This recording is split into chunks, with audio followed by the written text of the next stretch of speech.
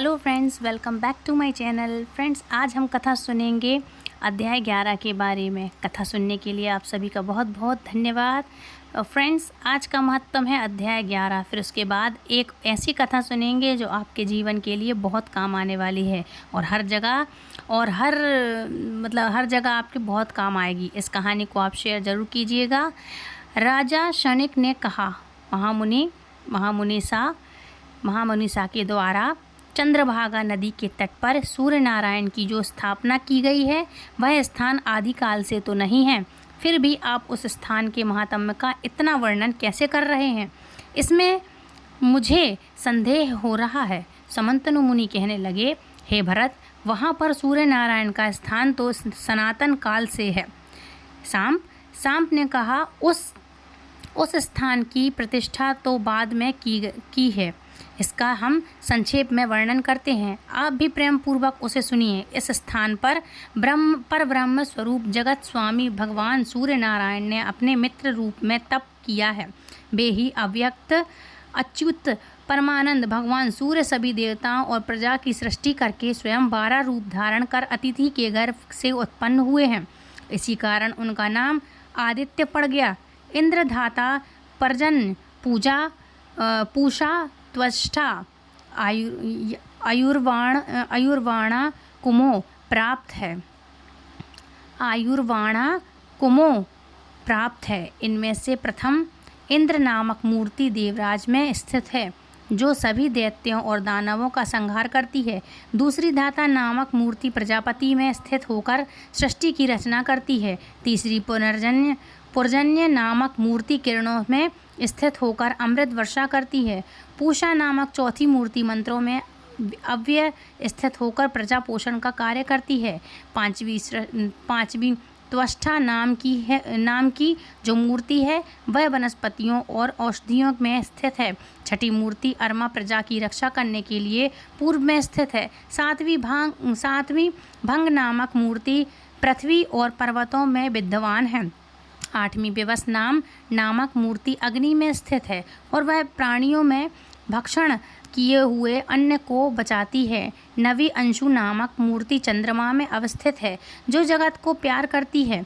10वीं विष्णु नामक मूर्ति दैत्यों का नाश करने के लिए सदैव अवतार धारण करती है। 11वीं वरुण नाम की मूर्ति समस्त जगत की जीवनदायिनी है और समुद्र में उसका निवास है, इसलिए समुद्र को वरुणा भी कहा जाता है। 12वीं मित्र नामक मूर्ति जगत का कल्याण करने के लिए चंद्रभागा नदी के तट पर विराजमान है। यहाँ सूर्य नारायण ने मात्र वायु पान करके तप किया है और मित्र रूप से यहाँ पर अव्यय स्थिति है, इसलिए इस स्थान को मित्रपद अर्थात मित्रवन भी कहते हैं। यह अपनी कृपामयी दृष्टि से संसार पर अनुग्रह करते हुए भक्तों को भक्ति भाव के वर देकर संतुष्ट करते रहते हैं। यह स्थान पुण्यप्रद है। महाबाहु, यहीं पर अतिम तेजस्वी साम मतलब श्री कृष्ण के पुत्र साम ने सूर्य नारायण की आराधना करके मनवांछित फल प्राप्त किया है। उनकी प्रसन्नता और आदेश से साम ने यहाँ भगवान सूर्य को प्रतिष्ठापना को प्रणाम करता है और श्रद्धा भक्ति से उनकी आराधना करता है। वह संपूर्ण पापों से मुक्त होकर सूर्य लोक में निवास करता है। अब जानिए देवर्षि नारद के द्वारा सूर्य के विराट रूप तथा उसके प्रभाव के वर्णन के बारे में। समंतनु मुनि बोले, हे राजन, भयंकर कुछ रोग का श्राप प्राप्त कर दुखी होकर माँ सांब ने अपने पिता भगवान श्री कृष्ण से पूछा, हे तात, मेरा यह कष्ट कैसे दूर होगा? कृपा कर आप इसका कोई उपाय बतलाइए। तभी भगवान श्री कृष्ण कहने लगे, तुम भगवान सूर्य की आराधना करो, उससे तुम्हारा यह कुष्ठ रोग दूर हो जाएगा। तुम देवर्षि नारद द्वारा सूर्य नारायण की आराधना विधान की शिक्षा प्राप्त करो। वे प्रसन्न होकर तुम्हें विस्तार से उनकी आराधना का विधान बतलाएंगे। एक दिन नारद जी द्वारकापुरी में भगवान श्री कृष्ण का दर्शन करने के लिए आए। उसी समय सांब ने अत्यंत विनम्र भाव से जाकर उन्हें प्रणाम किया और हाथ जोड़कर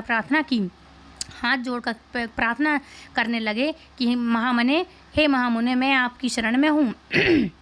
आप मेरे ऊपर कृपा कर कोई ऐसा उपाय बतलाइए जिससे मेरा शरीर कुष्ठ रोग से मुक्त हो सके और मेरा कष्ट दूर हो जाए। नारद जी कहने लगे, सांब, सभी देव जिनकी स्तुति करते हैं उन्हीं का तुम पूजन करो, उन्हीं की कृपा से तुम रोग से मुक्त हो पाओगे। नारद जी की बात सुनकर सांब ने फिर पूछा, महाराज, देवगण किसका पूजन और स्तवन करते हैं? आप ही उसे भी बतलाइए, उसकी शरण में मैं जा सकूं, जिसके कारण मैं उनकी शरण में जा सकूं।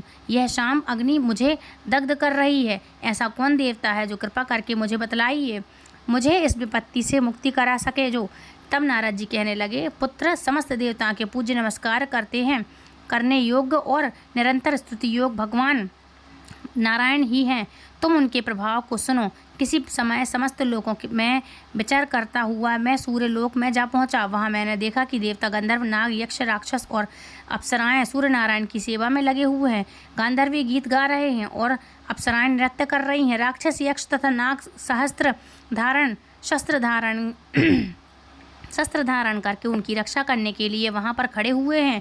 ऋग्वेद, यजुर्वेद और सामवेद मूर्ति मान स्वरूप धारण कर स्वयं स्तुति कर रहे हैं और ऋषिगण भी देवों की रचनाओं से उनका स्तवन कर रहे हैं। मूर्ति रूप में प्रातः, मध्याह्न और सायंकाल की 3 सुंदर रूप वाली संध्या हाथ में ब्रज तथा बाण धारण की हुए सूर्य नारायण के चारों ओर स्थित है। प्रातः संध्या रक्त वर्ण की है, मध्याह्न संध्या चंद्रमा के समान श्वेत वर्ण की और सायं संध्या मंगला के समान वर्ण वाली है। आदित्य, वासु, रुद्र, मरु तथा अश्विनी कुमार आदि सभी देवगण तीनों संध्याओं में उन भगवान सूर्य का पूजन करते हैं। इंद्र सदैव वहां खड़े होकर भगवान सूर्य की जय जयकार करते रहते हैं। गरुण का ज्येष्ठ भ्राता अरुण उनका सारथी है। वह काल के अवयवों से निर्मित उनके रथ का संचालक भी है। हरे वर्ण के छंद रूप 7 अश्व उनके रथ में जुते हुए हैं। रागी तथा निशु नाम की 2 पंक्तियां उनके दोनों ओर बैठे हुए हैं। देवता हाथ जोड़कर उनके चारों ओर खड़े हुए हैं। पिंगल लेकर दंडनायक आदि गण तथा कमलासन नामक 2 पक्षी द्वारपाल के रूप में उनकी सेवा में लगे हुए हैं। डिंडी उनके सामने और ब्रह्म आदि सभी देवता उनकी स्तुति कर रहे हैं। भगवान सूर्य नारायण का ऐसा प्रभाव देखकर मैंने सोचा कि यही देव हैं जो समस्त देवताओं के पूज्य हैं। सांब, तुम भी उनकी शरण में जाओ। तब सांब पूछने लगे कि महाराज, मैं भली भांति यह जानना चाहता हूँ कि सूर्य नारायण कौन है? पिंगल लेखक और दंडनायक वहाँ क्या काम कर रहे हैं?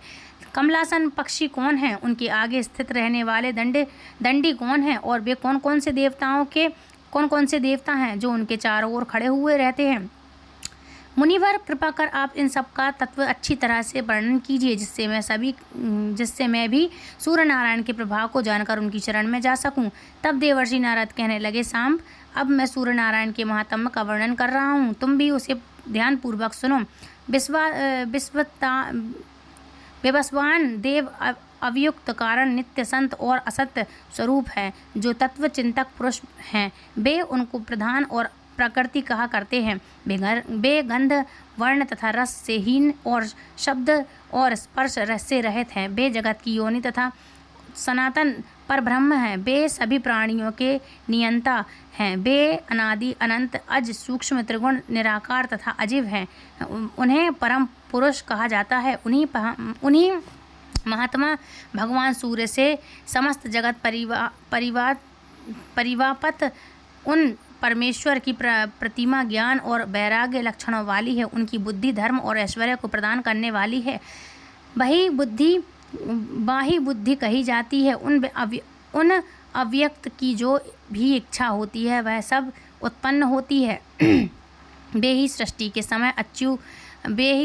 समय चतुर्मुख ब्रह्मा बन जाते हैं और प्रलय के समान काल रूप हो जाते हैं। पालन के समय वे ही पुरुष विष्णु रूप धारण कर लेते हैं। स्वयंभू पुरुष की यह तीनों अवस्थाएं उनके 3 गुणों के अनुसार हैं। वे आदि देव होने के कारण आदित्य तथा जगत होने के कारण अज कहे गए हैं। देवताओं में महान होने से वे महादेव भी कहे गए हैं। समस्त लोगों के इष्ट होने पर तथा अधीश होने के कारण वे ईश्वर कहे गए हैं। बृहत होने के ब्रह्म और अभत होने से भव कहे जाते हैं। वे समस्त प्रजा की रक्षा और पालन करते हैं, इसलिए प्रजापति कहे गए हैं। पूर्व में शयन करने से, पुरुष उत्पात न होने और अपूर्ण होने से स्वयंभू नाम से प्रसिद्ध हैं। हिरण्य में रहने के कारण यह हिरण्य गर्भ कहे जाते हैं।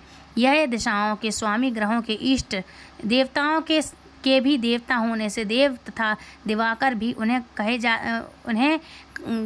कहे जाते हैं। तत्व दृष्टा ऋषियों ने आपको नार कहा है। यह आपका आश्रय है, इसलिए आप नारायण कहे गए हैं और यह शीघ्रतावाचक शब्द है। आप ही समुद्र रूप धारण करने फिर उसमें शीघ्रता नहीं रहती, इस कारण उसे नार भी कहते हैं। प्रलय काल में सभी स्थावर जगम नष्ट हो जाते हैं। जब संपूर्ण जगत समुद्र के समान एकाकर हो जाता है, तब वे पुरुष नारायण रूप धारण करके उस समुद्र में शयन भी करते हैं। वे पुरुष वेदों में सहस्त्र सिरों, सहस्त्र भुजा, सहस्त्र नेत्रों तथा सहस्त्र चरणों वाले कहे गए हैं। वे ही देवताओं में प्रथम देवता भी हैं और जगत की रक्षा करने वाले भी हैं। नारद जी ने फिर से कहा, सांब सहस्त्र युग के समान आप अपनी रात्रि बिताकर प्रभाव होते ही उन पुरुष ने जब सृष्टि रचने की इच्छा की, तब उन्होंने देखा कि संपूर्ण पृथ्वी जल में डूबी हुई है। फिर उन्होंने वराह रूप धारण करके महासागर के जल में निमग्न पृथ्वी का उद्धार किया। उस समय उनका बेदम शरीर कंपित हो उठा और रोमों में स्थित महर्षि गण उनकी स्तुति करने लगे। पुनः ब्रह्मा जी का रूप धारण कर वे सृष्टि की रचना करने लगे। उन्होंने सबसे पहले अपने ही समान अपने मन में मुझे सहित श्रेष्ठ 10 मानस पुत्रों को उत्पन्न किया, जिनके नाम हैं भृगु, अंगिरा, अत्रि, पुलह, कृतु, मरीच, दक्ष और वशिष्ठ। इन प्रजापतियों की सृष्टि करने के बाद प्रजा की हित कामना से वे ही सूर्य नारायण देवी अतिथि के रूप में स्वयं प्रादुर्भाव हुई। मरीच के पुत्र कश्यप हुए। दक्ष की कन्या अदिति का विवाह महर्षि कश्यप के साथ हुआ। उसने भुर्भुव स्वाहा से संयुक्त एक अंड उत्पन्न किया, जिसमें 12 आत्मा भगवान सूर्य प्रकट हुए।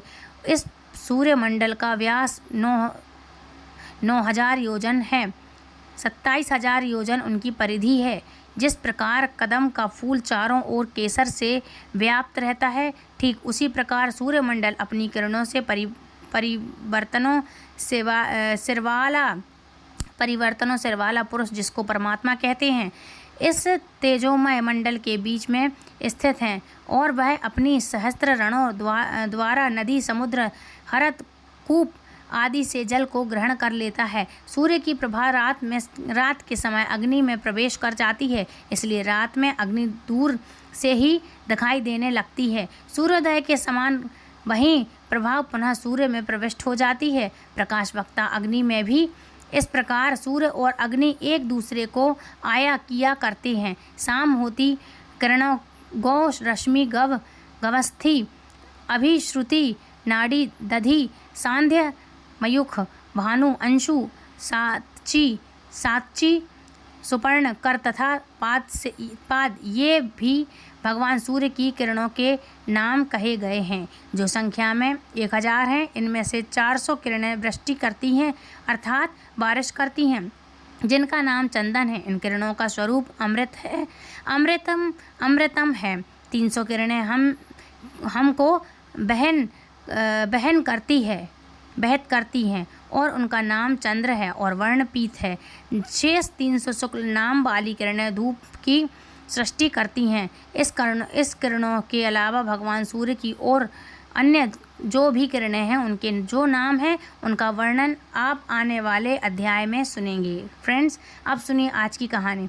एक बार समुद्र के तट पर एक छोटा सा द्वीप था, जहाँ तरह तरह के पक्षी रहा करते थे। वे अपना घर बनाकर समुद्र के किनारे पड़े रहते थे और वही उन समुद्र के किनारे पर ही टिटहवा अपनी पत्नी टिटहरी के साथ रेत का घर बनाकर रहते थे। एक दिन टिटहरी ने अपने पति टिटहरा से कहा, सुनो जी, मैं अंडे देना चाहती हूँ और सुरक्षा के लिहाज से यह जगह हमारे लिए, हमारे बच्चों के लिए ठीक नहीं है। हमें यहाँ से किसी दूसरे सुरक्षित स्थान पर चले जाना चाहिए, जहाँ पर किसी तरह का कोई खतरा न हो। टिटहवा अपनी ही धुन में रहने वाला पक्षी था और वह अपनी पत्नी टिटहरी से किसी बात की कभी कोई सलाह भी नहीं लेता था, क्योंकि अपनी पत्नी से सलाह लेने में उसे बड़ा अपमान महसूस होता था। इसलिए वह हर काम अपनी मर्जी के अनुसार ही किया करता था। अपनी पत्नी की बात सुनकर टिटहरी ने उसे डांटते हुए कहा, अरे तुम क्या जानो कि इतनी सुंदर जगह छोड़कर भला हम किसी दूसरी जगह जाकर अपना घर बनाएं, और अगर हमारे जाने के बाद किसी और ने हमारे घर पर कब्जा कर लिया तो फिर हम उससे अपना घर कैसे छुड़वाएंगे? आखिर यह हमारा घर है और अपना घर तो स्वर्ग से भी सुंदर होता है। टिटहवा की बात सुनकर टिटहरी कहने लगी, हाँ जी, यह हमारा घर है, पर जहाँ देखो तो सही यह हमारा घर कहाँ है, पर ये तो देखो सही कि हमारा घर है कहाँ। समुद्र का विशाल किनारा और यहाँ हर रोज़ समुद्र की लहरें उठती हैं, यहाँ तक कि समुद्र की यही ऊंची ऊंची लहरें हमारे घर तक पहुँच जाती हैं, और किसी दिन समुद्र की कोई तेज़ लहर हमारे घर तक आ गई तो न केवल हमारा घर ही बहेगा बल्कि हमारे बच्चे भी तेज़ लहरों के साथ बह जाएंगे। कहीं हमारे बच्चों के लिए कोई अनहोनी ना हो जाए। कहते हैं बुद्धि अभिमान पुरुष आने वाली विपत्ति को पहले ही भांप कर काम करते हैं। जो लोग समय रहते ही विपत्ति से बचने के समाधान नहीं ढूंढते, उन्हें विपत्ति के हाथों बेमौत मरना ही पड़ता है। शत्रु, कर्ज, अग्नि, बीमारी, इन चारों को जो समय रहते नहीं दबाता या इनसे अपना समाधान नहीं करता, वह इनके प्रलय के होने के कारण मारा जाता है। नदी किनारे खड़े वृक्ष का जीवन लंबा कभी नहीं समझना चाहिए, क्योंकि किसी दिन कोई बड़ी लहर आकर इस पेड़ को भी अपने साथ बहाकर ले जाएगी। और ठीक उसी तरह हम भी समुद्र के किनारे बसे हुए हैं। समुद्र की ऊंची ऊंची लहरें हाथी को भी ले जाने की ताकत रखती हैं, फिर हम तो भला तुच्छ प्राणी हैं। कहते हैं बाद में पछतावे से अच्छा है पहले ही कष्ट उठाकर अपने आप को सुरक्षित कर लिया जाए। टिटहरी की यह बात सुनकर टिटहरी जोर जोर से हंसता हुआ और उसका मजाक उड़ाता हुआ कहने लगा, अरे तुम क्यों चिंता करती हो? तुम तो बस निश्चय होकर अंडे दो, बाकी सब मुझ पर छोड़ दो।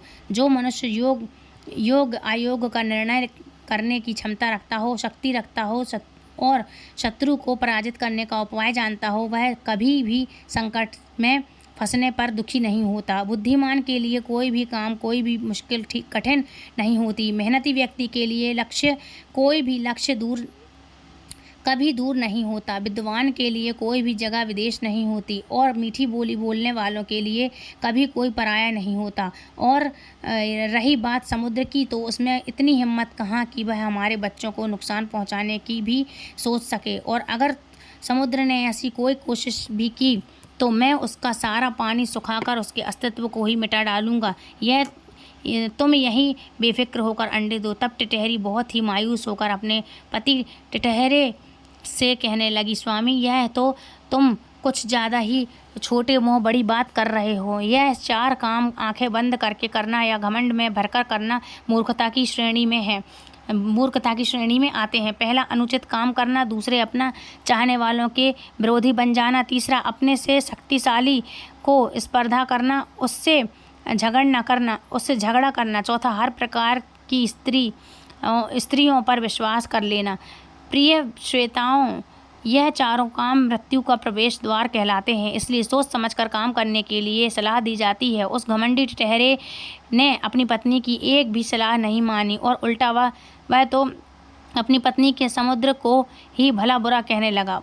पति के सामने समुद्र को ही भला बुरा कहने लगा और गाली देने लगा। एक बात हमेशा ध्यान रखना चाहिए कि श्रोती कायर, अकर्मण्य और आलसी लोगों की यही पहचान होती है कि वह खुद तो कुछ करते नहीं, बस बातों से ही दूसरों को डराते रहते हैं, भय बताते रहते हैं। टिटहरी ने भी अपना पत्नी के सामने खूब अपनी वीरता के गुणगान गाए, अपनी भुजाओं को ठोका, लेकिन टिटहरी उसे बार बार समझाती रही और अपनी बात पर अड़ी रही कि अंडे देने के लिए यह जगह बिल्कुल भी सुरक्षित नहीं है, उन्हें यह जगह छोड़ देनी चाहिए। लेकिन टिटहरी ने उनकी एक भी बात नहीं सुनी। आखिरकार मजबूर होकर टिटहरी को वहीं पर अंडे देने पड़े। उधर समुद्र उस घमंडी टिटहरी की यह सारी घमंड भरी बातें ध्यान से सुन रहा था। उसने सोचा कि इस छोटे से टिटहरी को कितना घमंड है। आसमान गिरने के डर से तो यह अपना पैर ऊपर करके बैठता है, लेकिन अपनी पत्नी के सामने कितनी वीरता भरी बातें कह रहा है। वैसे तो इसके अंडे में नहीं बहाता, लेकिन अब मुझे इस घमंडी टिटहरी की ताकत को जरूर देखना चाहिए। इसमें कुछ दम है या नहीं, या फिर यह वैसे ही अपनी पत्नी के सामने बड़ी बड़ी डींगे हाँक रहा है। प्रिय श्रोताओं, समुद्र ने टिटहरी के अंडे बहाने की ठान ली। एक दिन टिटहरी और टिटहरे दोनों भोजन की तलाश में कहीं दूर चले गए। इतने में समुद्र ने पीछे से उनके अंडे में उनके अंडों को दूर बहा दिए। जब टिटहवा और उसकी पत्नी वापस आए तो उन्हें अपने अंडे नहीं मिले। यह देखकर टिटहरी जोर जोर से रोने लगी और अपने पति को रोते हुए गालियां देने लगी। किंतु टिटहवा अब क्या कर सकता था? वह अब चुपचाप अपनी पत्नी की गालियां सुनता रहा। वह, प्रिय श्रोताओं, कहते हैं ना, जो अपनी पत्नी की या अपने हितैषी बंधुओं की बात नहीं मानते, उन्हें जीवन में पछताने के सिवा और कुछ भी नहीं मिलता। इसलिए विपत्ति आने से पहले ही उपाय करने वाला ही सदैव सुखी रहता है, और अपनी किस्मत पर भरोसा करके हाथ पर हाथ धरकर बैठने वाले या घमंड करने वाले सदा दुखी ही रहते हैं। जो मनुष्य मुश्किल घड़ी आने पर पहले से ही दूसरी जगह जा सकता है, मुश्किल से बच सकता है, ऐसा व्यक्ति अपने कुल या अपने देश का कभी भी विनाश नहीं देखता। प्रिय श्रोताओं, उधर टिटहरी अपने अंडे खोने के गम में बहुत दुखी थी और जोर जोर से विलाप कर रही थी। उधर टिटहरी की तीसरी वाणी टिटहरी के हृदय को छलनी कर रही थी और टिटहवा खुद भी अपने बच्चों के गम में डूबा हुआ था।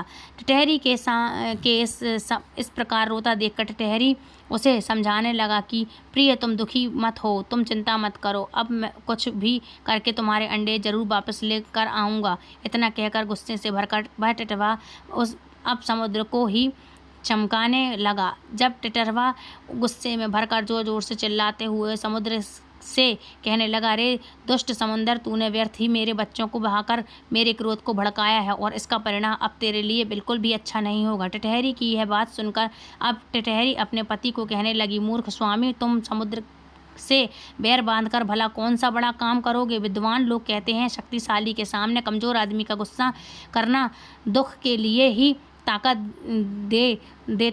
देता होता है। जैसे जलता हुआ मिट्टी का बर्तन अपने ही पगले को जलाता है, और अब शत्रु की ताकत को जाने बिना जो मूर्ख मूर्खतावश उसके सामने जाता है, उसे बैर बांधना है। वह दीपक पर पतंगे की तरह लटक कर भस्म हो जाता है, नष्ट हो जाता है। टिटहवा कहने लगा, अरे टिटहरी, तू क्यों चिंता कर रही है? कुछ चीज़ें देखने में भले ही छोटी होती हैं, लेकिन उसके आगे बड़े बड़े भी ढेर हो जाते हैं। जैसे अंकुश देखने में छोटा होता है पर विशाल कायक हाथी को बस में रखता है, जैसे छोटा सा दीपक देखने में छोटा होता है लेकिन विशाल अंधेरे को मिटा डालता है, जैसे बिजली आकार में छोटी होती है लेकिन जब गिरती है तो बड़े बड़े पर्वत को चूर चूर कर देती है।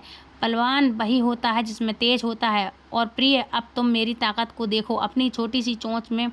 इस प्रकार उसने समुद्र को अपनी चोंच से समुद्र को सुखा डालूंगा। टिटहरी को फिर समझाने लगी, अपने पति को फिर समझाने लगी, मूर्ख, खता की भी हद होती है। जिस सागर में रोजाना 999,000 नदियाँ जल लेकर गिरती हैं, ऐसे में 1800 नदियों से रोज भरा जाने वाला समुद्र केवल तुम्हारी एक बूंद से भर जाने वाली चोंच से भला कैसे सूख सकता है? ऐसी बड़ी बड़ी डींगे हाँकने से भला क्या फ़ायदा जो पूरी भी ना हो? अगर तुम्हें समुद्र से बैर करना ही है तो क्यों ना अपने मित्रों से, अन्य पक्षियों से सहयोग लेकर इस सागर को सुखाओ, क्योंकि बड़े लोग कहते हैं कि निर्बल लोग भी अपना समूह बना लेते हैं तो उन्हें कोई भी हरा नहीं सकता। तिनकों से बुनी हुई रस्सियों के हाथ हाथी रस्सियों से हाथी को भी रोका जा सकता है, वश में किया जा सकता है। प्रिय श्रोताओं, तब टिटहरी ने अपनी पत्नी की बात मानकर आसपास रहने वाले पक्षियों बगुला, सारस, हंस, मोर आदि से सहायता मांगी। उसने दुखड़ा सुनाया और कहा कि भाइयों, इस दुष्ट समुद्र ने मेरे अंडे बहाकर मुझे, मेरी और मेरी पत्नी को दुख दिया है, मेरी पत्नी को रुलाया है, इसलिए इस समुद्र को सुखाने का कोई उपाय बतलाओ। टिटहरी की बात सुनकर पक्षी कहने लगे, हे मित्र, हम तुम्हारा दुख भली भांति समझते हैं, लेकिन समुद्र को सुखाने की हम में से किसी के पास भी शक्ति नहीं है। इस तरह व्यर्थ की कोशिश करने से भला फायदा क्या। जो कमजोर आदमी घमंड में चूर रहकर अपने से शक्तिशाली आदमी से झगड़ा करता है, वह बैर बांधता है, वह अपने पतन होने का कारण स्वयं बनता है। इसलिए एक काम कर सकते हैं, हम सभी पक्षी मिलकर गरुड़ जी के पास चलते हैं। और गरुड़ जी पक्षियों के देवता हैं और बहुत महान भी हैं। क्यों ना हम सभी चलकर उसके सामने अपनी व्यथा कहें। गरुड़ जी बहुत ही महान और वे समुद्र से बदला अवश्य लेंगे और तुम्हारी सहायता भी करेंगे। अगर गरुड़ जी ने हमारी सहायता करने से इनकार कर भी दिया तो हमें बुरा नहीं लगेगा, क्योंकि कहते हैं एक दिल के मित्र के पास गुड़ी नौकर के पास कहना मानने वाली पत्नी के साथ ताकतवर स्वामी के पास अपना दुख बताने से मनुष्य सदा सुखी रहता है। इसलिए हम सबको गरुड़ जी के पास चलना चाहिए। प्रिय श्रोताओं, इस तरह निश्चय करके सारे पक्षी गरुड़ जी के पास उड़ चले और उन्हें अपना दुख सुनाया। कहने लगे, हे स्वामी, आपके होते हुए भी इस टिटहरे के अंडे समुद्र ने चुरा लिए हैं। इस कारण इसका कुल का विनाश हो गया है। यह और इसकी पत्नी बहुत दुखी हो रहे हैं और कहीं समुद्र फिर घमंड में आकर किसी दूसरे पक्षी के साथ ऐसा ना करे, इसलिए हम सहायता मांगने के लिए आपके पास आए हैं। इस संसार में किसी एक व्यक्ति के द्वारा निंदनीय कार्य करने पर दूसरे व्यक्ति भी वैसा ही निंदनीय कार्य कर सकते हैं। इस संसार में एक दूसरे के पीछे चलने वाले लोग बहुत सारे हैं, जो किसी भी प्रकार का कोई निंदनीय कार्य नहीं करते, बाकी सब भी उसके पीछे पीछे वही काम करते हैं। वह लोग दूसरों की भलाई को नहीं समझ सकते। गरुड़ देव, आप हमारे राजा हैं, इसलिए हमारी रक्षा कीजिए। कहते हैं कि जो राजा अपनी प्रजा की रक्षा करता है उसे प्रजा के धर्म से छठा भाग प्राप्त होता है, और जो राजा प्रजा की रक्षा नहीं करता उसे प्रजा के अधर्म का आधा हिस्सा मिल जाता है। इसलिए जिसके आप अपने परिवारजन, अपने बंधु नहीं हो, उसका स्वामी उसका राजा ही होता है, राजा ही उसका रक्षक, उसका स्वामी होता है। प्रिय श्रोताओं, पक्षियों की बात सुनकर, इस प्रकार की बातें सुनकर के गरुड़ जी क्रोधित होकर समुद्र के पास उड़ चले। वे क्रोध में के मारे सारे समुद्र को सुखा डालना चाहते थे। उसी समय गरुड़ जी के पास भगवान विष्णु का बुलावा आ गया।